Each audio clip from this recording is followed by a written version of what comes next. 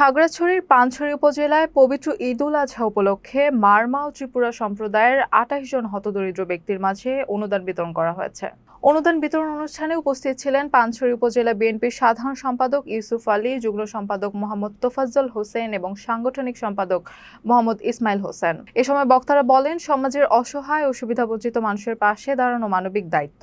ঈদের আনন্দ সবার সঙ্গে ভাগাভাগি করে নেওয়ার লক্ষ্যে এই অনুদান প্রদান করা হয়েছে। অনুষ্ঠানে মারমা ও ত্রিপুরা সম্প্রদায়ের ২৮ জন হতদরিদ্র ব্যক্তির হাতে অনুদান তুলে দেওয়া হয়। অনুদান পেয়ে উপকারভোগীর আয়োজকদের প্রতি কৃতজ্ঞতা প্রকাশ করে বক্তারা ভবিষ্যতেও মানবিক সহায়তা কার্যক্রম অব্যাহত রাখার আশাবাদ ব্যক্ত করেন এবং সমাজের বিত্তবানদের অসহায় মানুষের পাশে দাঁড়ানোর আহ্বান জানান।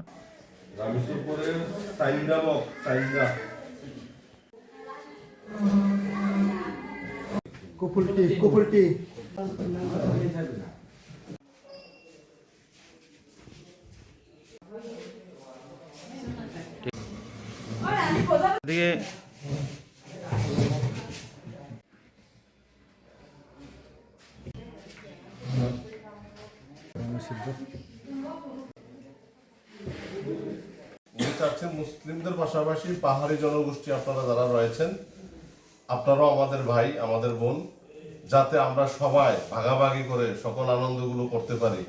এই জন্য আমাদের প্রিয় নেতা জননেতা জনাব ওয়াদুদ ভূঁইয়া আপনাদেরকে সম্মানিত করেছেন। সেই সম্মানস্বরূপ পানছড়ি উপজেলার মধ্যে ত্রিপুরা সম্প্রদায় এবং মারমা সম্প্রদায়ের ২৮ জন ব্যক্তিকে ১,০০০ টাকা করে অনুদান পাঠিয়েছেন।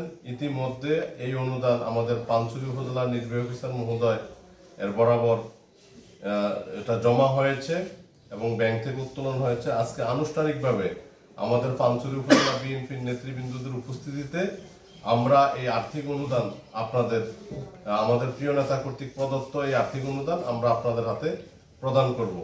আমরা আপনাদের প্রতি উদাত্ত আহ্বান রাখবো, আমাদের প্রিয় নেতার প্রতি আপনারা আস্থা রাখবেন এবং আমাদের প্রিয় নেতা ওয়াদুদ ভূঁইয়ার প্রতি আপনাদের অবশ্যই সব বিগত সময় যেভাবে সমর্থন ছিল আগামী দিনগুলোতে এভাবে সমর্থন দিবেন।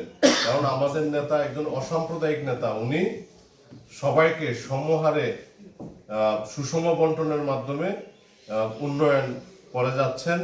আগামী দিনগুলোতে আমাদের প্রিয় নেতা সবাইকে, সকল সম্প্রদায়ের লোকদেরকে সুষম বন্টনের মাধ্যমে সহযোগিতা প্রদান করে যাবেন। প্রতিটি এলাকায় সমহারে সুষম বন্টন হারে উন্নয়ন ত্বরান্বিত হবে।